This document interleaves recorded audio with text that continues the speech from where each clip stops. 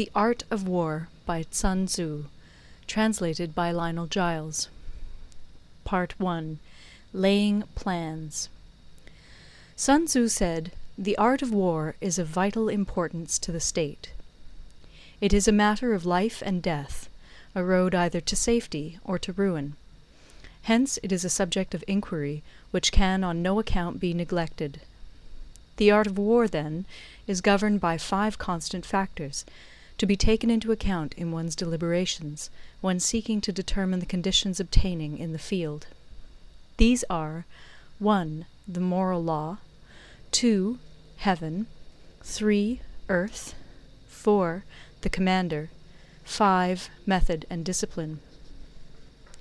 The moral law causes the people to be in complete accord with their ruler, so that they will follow him regardless of their lives, undismayed by any danger. Heaven signifies night and day, cold and heat, times and seasons.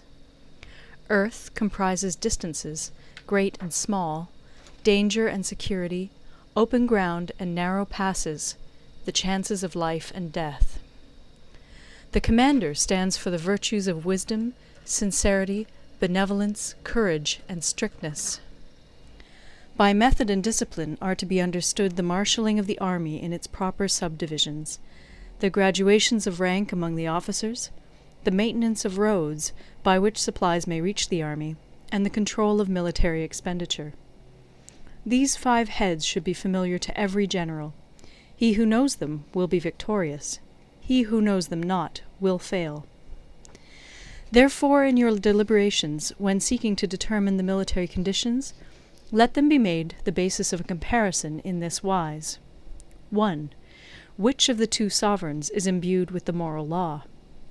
2. Which of the 2 generals has most ability? 3. With whom lie the advantages derived from heaven and earth? 4. On which side is discipline most rigorously enforced? 5. Which army is stronger?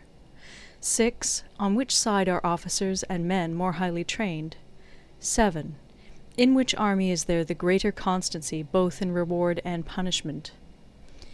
By means of these 7 considerations I can forecast victory or defeat. The general that hearkens to my counsel and acts upon it will conquer. Let such a one be retained in command. The general that hearkens not to my counsel nor acts upon it will suffer defeat. Let such a one be dismissed. While heeding the profit of my counsel, avail yourself also of any helpful circumstances over and beyond the ordinary rules. According as circumstances are favorable, one should modify one's plans. All warfare is based on deception. Hence, when able to attack, we must seem unable. When using our forces, we must seem inactive. When we are near, we must make the enemy believe we are far away. When far away, we must make him believe we are near. Hold out baits to entice the enemy, feign disorder, and crush him. If he is secure at all points, be prepared for him. If he is in superior strength, evade him. If your opponent is of choleric temper, seek to irritate him. Pretend to be weak, that he may grow arrogant. If he is taking his ease, give him no rest.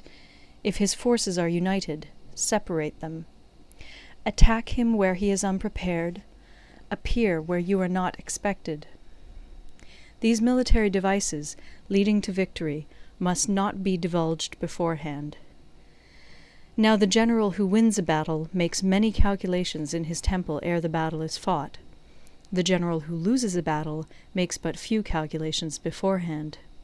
Thus do many calculations lead to victory, and few calculations to defeat. How much more no calculation at all? It is by attention to this point that I can foresee who is likely to win or lose. End of Part 1. Part 2. Waging War. Sun Tzu said, "In the operations of war, where there are in the field 1,000 swift chariots, as many heavy chariots, and 100,000 mail-clad soldiers, with provisions enough to carry them 1,000 li, the expenditure at home and at the front, including entertainment of guests, small items such as glue and paint, and sums spent on chariots and armour, will reach the total of 1,000 ounces of silver per day. Such is the cost of raising an army of 100,000 men. When you engage in actual fighting, if victory is long in coming, then men's weapons will grow dull and their ardour will be damped. If you lay siege to a town, you will exhaust your strength. Again, if the campaign is protracted, the resources of the state will not be equal to the strain.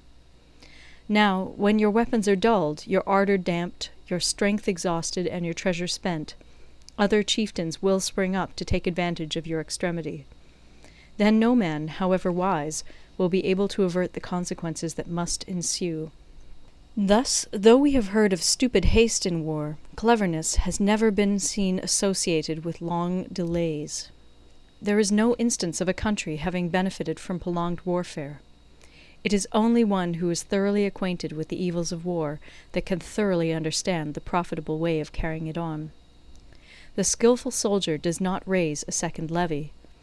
Neither are his supply wagons loaded more than twice. Bring war material with you from home, but forage on the enemy. Thus the army will have food enough for its needs. Poverty of the state exchequer causes an army to be maintained by contributions from a distance.